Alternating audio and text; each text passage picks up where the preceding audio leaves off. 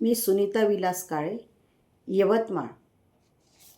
भारतीय इतिहास प्रबोधिनी मुंबई व जवाहर विद्यार्थीगृह नागपूर यांच्या संयुक्त विद्यमाने आयोजित ऑनलाईन वक्तृत्व स्पर्धेमध्ये मी सहभागी होत आहे. आणि या ऑनलाईन वक्तृत्व स्पर्धेमध्ये मी जो विषय निवडलेला आहे तो आहे महिला आणि बालकासंदर्भात संविधानात्मक तरतुदी. संविधानात्मक तरतुदी हा जो महत्त्वाचा पॉईंट यामध्ये दिलेला आहे तोच खऱ्या अर्थाने आमच्या देशातील महिला आणि बालकांच्या संदर्भामध्ये नवीन पर्याय, त्यांच्या सामाजिक, शैक्षणिक, आर्थिक, सांस्कृतिक आणि राजकीय बदलांच्या संदर्भामध्ये नवीन जे काही या देशाच्या संविधानामध्ये बदल झाले असतील त्यालाच संविधानिक तरतुदीच्या माध्यमातून सरकारने आपल्यापुढे ठेवलेले आहे. आणि हे जे काही संविधानामध्ये आलेलं आहे त्याची पार्श्वभूमी जर आपण बघितली तर या देशाचं एक वेगळं वास्तव आहे. या देशामध्ये वर्णव्यवस्था, जातव्यवस्था, सामाजिक विषण्णता आणि त्यातही महिलांच्या संदर्भात जर विचार केला तर महिला ही दुर्लक्षित, महिलांना कुठल्याही मान सन्मान या देशामध्ये नव्हता.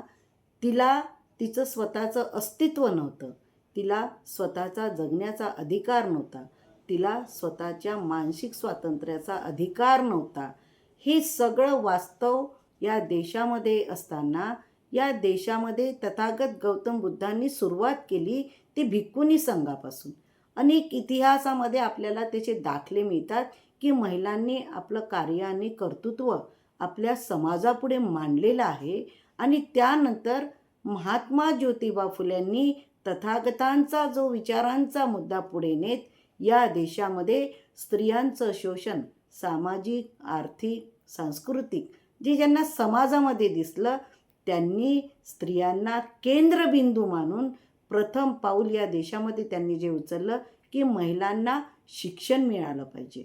आणि त्यांनी त्यासाठी सावित्रीमाईला तयार केलं. सावित्रीमाईचा संघर्ष आपणा सर्वांना माहिती आहे, तो मी इथे सांगणार नाही. परंतु पहिली शाळा काढल्यानंतर त्या शाळेची पहिली शिक्षिका, पहिली मुख्याध्यापिका होण्याचा मान आमच्या मातेने घेतला. आणि त्यासाठी जे कष्ट उपसले, त्यांनी जे सोसलं ते खूप भयानक आहे. आणि तरीही त्या सगळ्या परिस्थितीमध्ये न डगमगता ज्योतिबांच्या सोबतीने त्यांनी जे विद्यादानाचं कार्य सुरू केलं ते खूप मोलाचं आहे. कारण तिथे स्त्री हा केंद्रबिंदू आहे. आणि त्यानंतर त्या स्त्रियांच्या पोटी जन्माला येणारे जी बालकं असतात त्यांच्या येणारा भविष्यकाळ हा सुरक्षित ठेवण्यासाठी आमच्या स्त्रियांना त्यांची मानसिक स्थिती ही बलाढ्य करण्यासाठी जे काही करता येईल त्यांचं कार्य कर्तृत्व महात्मा ज्योतिबा फुलेंनी आणि सावित्रीबाई फुलेंनी आपल्या सगळ्या कार्य आणि कर्तृत्वामध्ये त्यांनी दाखवून दिलेले आहे. ही या विषयाची पार्श्वभूमी आहे. कारण 18व्या आणि 19व्या शतकामध्ये जर आपण स्त्रियांचा विचार केला तर स्त्रियांना शिक्षणबंदी कायदा, स्त्रियांना संपत्तीचा अधिकार नाही, स्त्रियांना या देशामध्ये स्त्रियांचे बालविवाह होत होते, स्त्रियांचं केशवपन होत होतं, स्त्रियांना नवरा मेल्यानंतर दुसरं लग्न करण्याचा अधिकार नव्हता. ही अनेक बंधनं ज्या मनूच्या कायद्याने आमच्या स्त्रियांना दिलेली होती त्यातून खरी मुक्तता करायची असेल तर स्त्रियांमध्ये त्यांना जी काही परिस्थिती त्यांची आहे त्या परिस्थितीला सामोर जाण्यासाठी स्त्री एक सक्षम म्हणून निर्माण व्हावी. आणि त्यातूनच महात्मा ज्योतिबा फुलेंनी आणि सावित्रीबाई फुलेंनी जे काम केलं ते स्त्री हा केंद्रबिंदू ठेवून केलेला आहे. मग ते त्यांनी समाजाच्या आणि सर्व इथल्या मनुवादाच्या विरोधात जाऊन त्यांनी पहिलं पाऊल जे उचललं ते मुलींची पहिली शाळा 1 जानेवारी 1848ला त्यांनी सुरू केली आणि सुरू केल्यानंतर जे वादळ उठलं त्यालाही त्यांनी वादळ न समजता एक संघर्ष समजून पुढे नेलं आणि त्यानंतरचे अनेक मग तो त्यांचा महिलांच्या संदर्भामध्ये त्यांनी सतीबंदीच्या विरोधात, सतीबंदी ज्या आमच्या महिला जात होत्या त्या संदर्भात त्यांनी इंग्रजांची सोबत घेऊन ती सती प्रथा बंद करण्याचं काम असेल, महिलांचं केशवपन असेल, जी महिला विधवा होत होती तिचं केशवपन केलं जात होतं, त्यासाठी सावित्री आईने जो काही संघर्ष केला, 400 नाव्यांचा संप घडवून आणला. ह्या ज्या काही गोष्टी आहेत त्या छोट्या नाहीत, या खूप मोठ्या गोष्टी आहेत की ज्या समाजाच्या विरोधात आहेत, समाजाच्या सगळ्या रूढी परंपरा धार्मिक संकल्पनेच्या विरोधात आहे. आणि तरीही त्यांनी जी हिंमत दाखवली आणि त्या हिमतीने त्यांनी ते काम केलं, ते खूप मोठं आणि मौलिक कार्य आहे. आणि तोच संदर्भ पुढे पुढे जात असताना अनेक विषय समाजापुढे आले.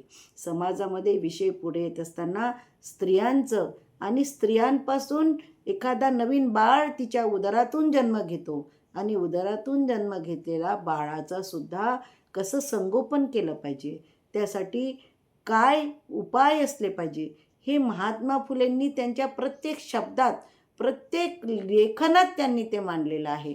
आणि पुढे हे सगळं महात्मा फुले गेल्यानंतर, सावित्रीबाई फुले गेल्यानंतर जे त्यांनी करून ठेवलं त्याच विचारांचा धागा पुढे महामानव डॉक्टर बाबासाहेब आंबेडकर हे घेतात. आणि एवढंच नाही तर जी जी कामं स्त्रियांची उन्नती, मग ती कुठल्याही प्रकारची असो, ती महात्मा फुल्यांनी त्या पद्धतीने समाजापुढे मांडण्याचा प्रयत्न केला होता. तोच विचारांचा धागा महामानव डॉक्टर बाबासाहेब आंबेडकर पुढे आणतात आणि ही अनेक महिलांच्या स्वतंत्र परिषदा घेतलेल्या आपल्याला इतिहासामध्ये जाणवतात.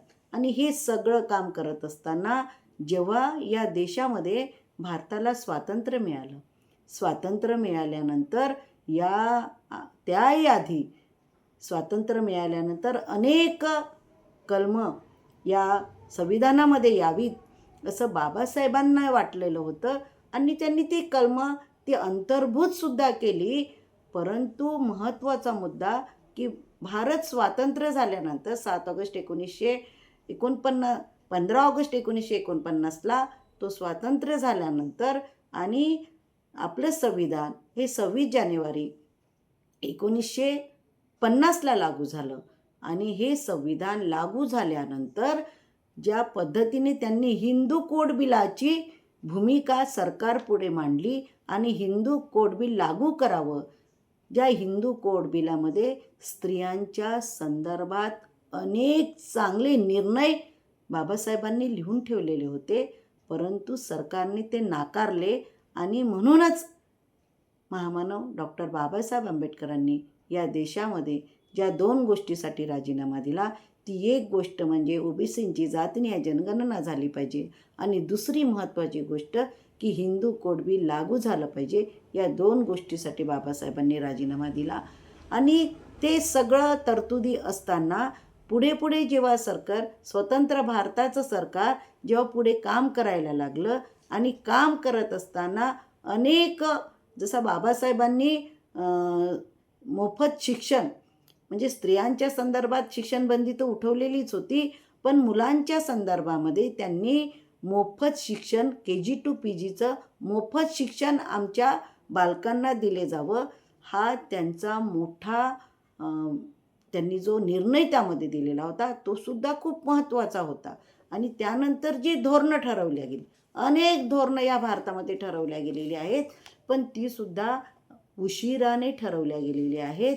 तोपर्यंत म्हणजे त्यानंतरही 30-40 वर्षाचा जो कालावधी असेल, त्या 30-40 वर्षाच्या स्वतंत्र भारतामध्ये 30-40 वर्षाच्या कालावधीमध्ये आपण जर विचार केला तर आपल्याला ते स्पष्ट जाणवतं की ज्या पद्धतीने आमच्या ज्योतिबांची तळमळ होती, सावित्रीमाईची तळमळ होती, महामानव डॉक्टर बाबासाहेब आंबेडकरांची तळमळ होती महिला आणि बालकांच्या संदर्भामध्ये. ती धोरणं पाहिजे त्या पद्धतीत फारशा प्रमाणात ठरवण्यात आलेली नव्हती. परंतु जी काही उशिरा का होईना जी काही धोरणं ठरवल्या गेलेली आहे त्यामध्ये आपल्याला माहिती असेल की पहिला 93चा एक त्यांनी कलम टाकलं की महाराष्ट्र राज्य महिला आयोग त्यांनी निर्माण केला. त्याचा उद्देश असा होता की महिलांचं हक्काचं संरक्षण आणि महिलांना काही त्यांना त्रास झाला असेल तर तक्रार निवारण, महिलांसाठी जी काही धोरणं असतील ती धोरणं राबविण्यासाठी या महाराष्ट्र राज्य महिला आयोगाची त्यांनी स्थापना केली. नंतर त्यांनी त्याची खरी अंमलबजावणी केली ती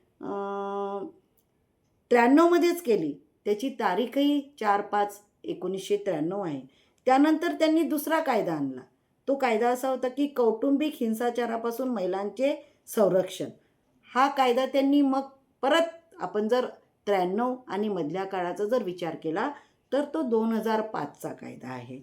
त्यानंतरचा जर आपण पुढे जर गेलो महिलांच्या संदर्भात अनेक कायदे तुटक ते करत गेले. त्यानंतरचा बाल न्याय हक्क कायदा होता की मुलांचं जे बालकांचं लैंगिक शोषण होते ते लैंगिक शोषण होऊ नये यासाठी 2005मध्ये त्यांनी एक संरक्षण कायदा आणला आणि त्यानंतर त्याला आपण खऱ्या अर्थाने पोक्सो कायदा असं जो म्हणतो तो त्यांनी आणला. आणि त्यानंतर आपण जर पाहिलं तर कामाच्या ठिकाणी महिलांचा जो लैंगिक छळ होत होता म्हणजे स्वतंत्र भारतामध्ये सुद्धा आपण आधीचा जर विचार केला ती गोष्ट वेगळी, परंतु स्वतंत्र भारतामध्ये सुद्धा कामाच्या ठिकाणी जो लैंगिक छळ होता त्यासाठी सुद्धा त्यांनी एक प्रतिबंध कायदा आणला. तो महत्त्वाचा कायदा होता. त्यामध्ये अनेक त्यांनी त्याच्यामध्ये सोयी केल्या. जसं मिशन शक्ती असेल त्याच्यामध्ये आपण महिलांसाठी वन स्टॉप सेंटर त्यांनी सखी वन स्टॉप सेंटर काढले. महिलांना जर काही मदत पाहिजे असेल तर त्यांनी 181 हे त्यांच्यासाठी हेल्पलाईनचा नंबर दिला. त्यानंतर बेटी बचाव बेटी पढाव यासारखे या संदर्भात अनेक कार्यक्रम राबवले. नारी अदालत, महिलांना जर न्याय मिळत नसेल तर महिलांसाठी नारी अदालत भरवली जावी आणि त्याच्यामध्ये त्यांच्या तक्रारीचा निवारण करण्यात यावं. नंतर त्यामध्ये छोट्या उपाययोजना अजून त्यांनी सुधारलेल्या होत्या की सामर्थ्य उपयोजना. ती म्हणजे ती प्रधानमंत्री मातृ वंदन योजना म्हणजे या संविधानात्मक तरतुदी आहे. आपण महिला आणि बालकांच्या संदर्भात संविधानात्मक तरतुदी या जो विचार करतो तेव्हा प्रधानमंत्री मातृवंदन योजना ही होती. त्यानंतर शक्ती सदन आणि स्वाधारगृह महिलांसाठी निर्माण व्हावे. सखी निवास म्हणजे आमच्या ज्या महिला आहेत नोकरी करतात त्यांना राहायची सोय नसेल तर त्यांच्यासाठी वसतिगृह सखी निवास. आणि खऱ्या अर्थाने बालकांसाठी जे काही केलेलं आहे ते सक्षम अंगणवाडी व पोषण हा त्यांचा 2.0चा जो काही प्रोग्राम आहे त्यामध्ये त्यांनी बालकांच्या संदर्भामध्ये 0 ते 6 वर्ष बालक आणि गरोदर व स्तनदा मातांसाठी पोषक आहार म्हणजे हा महत्त्वाचा मुद्दा सरकारने त्यामध्ये घेतलेला आहे. नंतर पूर्वशालेय शिक्षण म्हणजे आपण ज्याला अंगणवाडी म्हणतो पूर्व प्राथमिक म्हणतो त्यामध्ये 3 ते 6 वर्ष त्यांच्या आहाराची आणि शिक्षणाची सोय. बालसंगोपन योजना त्याच्यामध्ये जर कुटुंबाचं उत्पन्न हे 2.5 लाख असेल त्या 2.5 लाखापेक्षा कमी असेल तर त्या मुलांना दरमहा 2,250 रुपये मिळावे. ही 2025-26ची तरतूद निधी मंजूर झालेला आहे. तो कुठपर्यंत तो हा नंतरचा भाग आहे. त्यानंतर काही त्यांनी आपल्याला माहिती आहे की बेटी पढाव बेटी बचाव नंतर निर्भयाचं आपल्याला माहिती आहे की एवढे कायदे झालेत, एवढं सरकारने संविधानात्मक तरतुदी केल्यात, परंतु आज सत्य आपल्या डोळ्यापुढे आहे की जे कायदे झाले परंतु कायद्यानेही माणसांनी नाकारलं. म्हणजे इतका हा 13चा निर्भयानंतरचा जो कायदा झालेला आहे की फास्ट ट्रॅक कोर्टचा असेल, पण तरीही एवढा कडक कायदा झाल्यानंतरही या देशामध्ये कोवळ्या मुलींवर बलात्कार थांबलेले नाही. आमच्या लहान लहान मुली, पुण्याचं उदाहरण आहे की आता 2-3 महिन्यापूर्वीचं आमच्या छोट्या छोट्या 2-2, 3-3 वर्षांच्या मुलींवर बलात्काराचं प्रमाण, मग ते शाळेत असेल, ती जाणाऱ्या त्या शाळेत जाणाऱ्या त्या वाहनामध्ये असेल किंवा घरात असेल, सगळीकडे सख्ख्या नातेवाईकाकडून म्हणजे प्रत्यक्ष बापाकडून अशी कारणं. त्याला हे काय म्हणावं? म्हणजे लोकांना कायद्याची भीती आहे की नाही हा प्रश्न सतत भेडसावत राहतो. आणि सरकार या संदर्भामध्ये कडकपणा, काय भूमिका, एखादी घटना घडल्यानंतर खूप काही बोलल्या जाते, परंतु त्यानंतर त्याचं होतं काय हे आपल्याला दिसत नाही, म्हणजे समजत नाही. आणि परत घटना घडायला बेटी बचाव, बेटी पढाव हे उद्दिष्ट सरकारने तर खूप आधीच मान्य केलेलं होतं, परंतु आजच्या घडीलाही मुलींच्या शिक्षणाचा जर रेशो काढला तर तो खूप मागे आपल्याला दिसतो. ग्रामीण भागातील मुलींच्या शिक्षणाचं प्रमाण आपल्याला खूप मागे दिसतं. 10वीपर्यंत कशा तरी जातात आणि पुढे 11वी-12वी नंतर 12वीत त्या गळून पडतात. त्याचा भयानक वास्तव सामाजिक, सांस्कृतिक रूढी, परंपरा ही सगळी कारणं आहेत, जातवाद, ह्या सगळे कारणं आहेत. आणि ही सगळी कारणं सरकार कमी करण्यात अयशस्वी आहे, म्हणून आपले प्रॉब्लेम आहेत. आणि प्रॉब्लेम तर आहेत, परंतु बेटी बचाव सरकार खूप ढिंडोरा पिटतं, बेटी बचाव, बेटी बढाव, बेटी बचाव, परंतु सरकार ढिंडोराच पिटतं. परंतु मुलींच्या संदर्भामध्ये अजूनही मुलींना गर्भात मारल्या जात आहे. आणि या रोजची 1 महिन्यानंतर एक डॉक्टर पकडला जातो, गर्भलिंग चाचणीचा करणारे लोक पकडले जातात. म्हणजे हे समाजाचं वास्तव आहे, जे समाजापुढे येत नाही. लोक त्याला असं न्यूट्रली घेऊन जातात, पण हे आपले प्रश्न आहे, हे आपल्या समाजाला समजत नाही.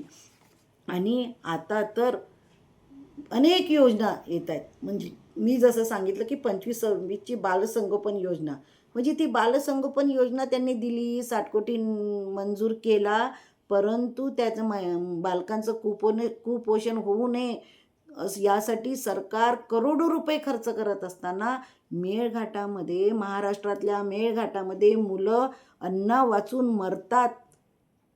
याला काय म्हणावं? कुठलं शासन, कुठलं प्रशासन जबाबदार आहे? कुठल्या यांच्या उपाययोजना त्या व्यवस्थित कागदावरच आहेत की प्रत्यक्ष त्या राबवल्या जात आहे, हे आम्हाला कळत नाही. कुपोषणाचे बळी आमच्या मुली ठरत आहेत, आमच्या महिला ठरत आहेत. हिमोग्लोबिन ज्यांचं कमी होतं, आमच्या महिलांचं हिमोग्लोबिनमुळे कमी झाल्यामुळे मरणाऱ्या महिलांची टक्केवारी वाढलेली आहे.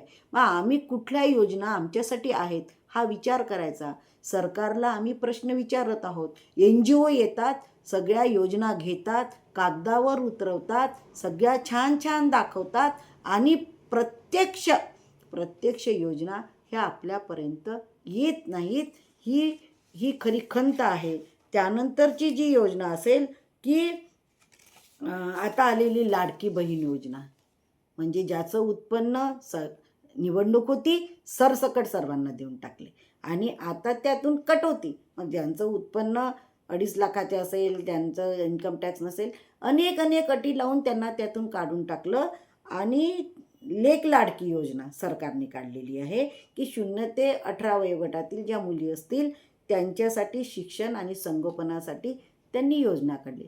ही योजना किती लोकांपर्यंत सरकार नेऊन पोहोचवत आहे, त्याचा किती टक्के लोक फायदा घेत आहे, याचा रेशो आपल्यापुढे येत नाही, हे सत्य आहे. आणि त्यानंतर त्यांनी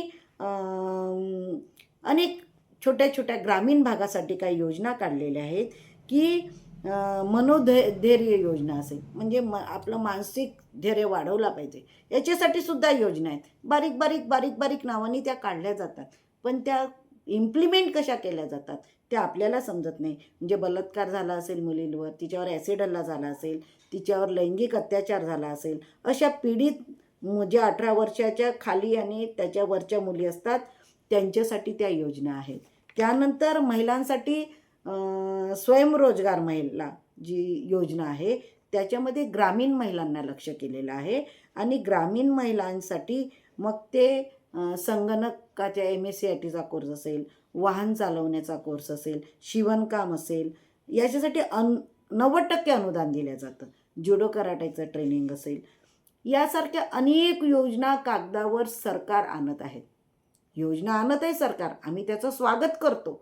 आम्हाला त्याचा म्हणजे चांगली गोष्ट आहे की सरकार योजना काढत आहेत, परंतु त्या योजना महिलांचा सामाजिक, शैक्षणिक, आर्थिक, सांस्कृतिक आणि राजकीय विकास व्हावा या दृष्टिकोनातून राबवल्या जात आहेत किंवा नाही याकडे सरकारचं दुर्लक्ष आहे. म्हणून प्रश्न 10-20% सुटले असतील, 80% प्रश्न आजही त्याच प्रमाणामध्ये समाजामध्ये दिसत आहेत. शिक्षणाचं प्रमाण वाढलेलं आहे, परंतु शिक्षणाचं प्रमाण वाढता वाढता ग्रामीण महिलांच्या शिक्षणाचं प्रमाण कुठेतरी कमी होताना, परत त्यांच्या रोजगाराच्या संधी कमी होताना आपल्याला दिसत आहे.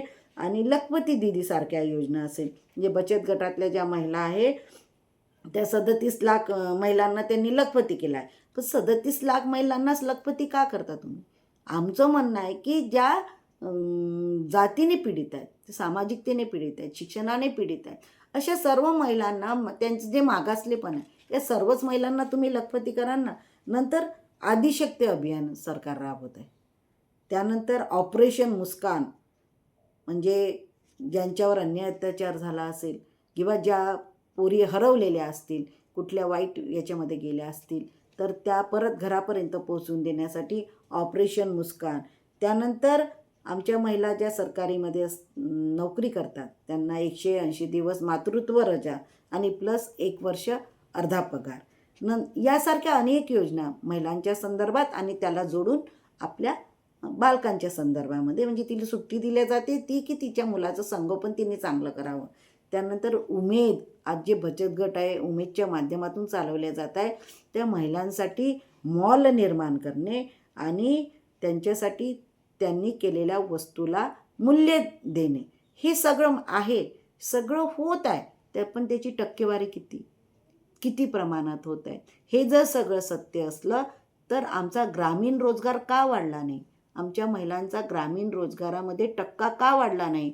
की सरकारने फक्त मोठी मंडपं घालायची, महिलांच्या मोठ्या बचत गटासाठी त्यांनी मोठी मंडपं घालून सरकारचा पैसा त्यात ओतायचा आणि समाजापुढे एक वेगळं चित्र ठेवायचं की आम्ही महिलांसाठी सरकारच्या माध्यमातून मोठी धोरणं राबवत आहोत.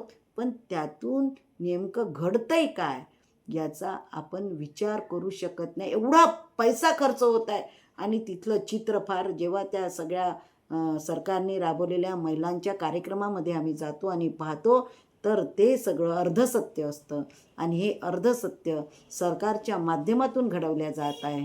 तर हे सत्य पूर्ण सत्य व्हावं, समाजापुढे महिलांचा आणि बालकांचा विकास होण्याच्या दृष्टिकोनातून आपण नवी पावलं सरकारने आणि समाजाने सुद्धा सरकारवर दबाव गट निर्माण करून महिलांच्या आणि बालकांच्या संदर्भामध्ये आपली भूमिका देणं, आपली धोरणं, या देशामध्ये अजून एकही महिला धोरण तयार झालेलं नाही. स्पेशल महिला धोरण या देशामध्ये स्वातंत्र्यानंतर तयार झालं नाही. आत्ताच आलेलं मातृशक्ती वंदन बिल जे मोदी साहेबांनी आणलं, आता पारित करायची आहे, त्याच्यामध्ये SC/STला आरक्षण दिलं, परंतु OBC महिलांना आरक्षण दिलं. इथे कुठेतरी सरकार आमचा OBCचा वाटा खात आहे असं मला वाटतं. कारण महिलांना द्यायचं आणि काढून घ्यायचं, ही जी भूमिका सरकार घेत आहे ती भूमिका आपण समजून घेणं फार महत्त्वाचं आहे. आपलं स्वप्न क्रांतीबाचं, साऊचं, महामानवाचं, अनेक ज्यांनी खस्ता खाल्ल्या त्यांचं स्वप्न हे महिलांना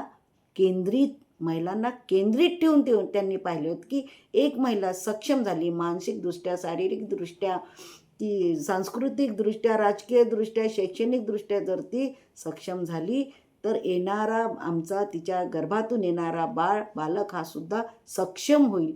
ही भूमिका त्यांनी घेतली आणि म्हणूनच या धोरणाच्या संदर्भात माझं मत मी मांडलेलं आहे. एवढंच बोलते आणि थांबते. जय ज्योती, जय भीम.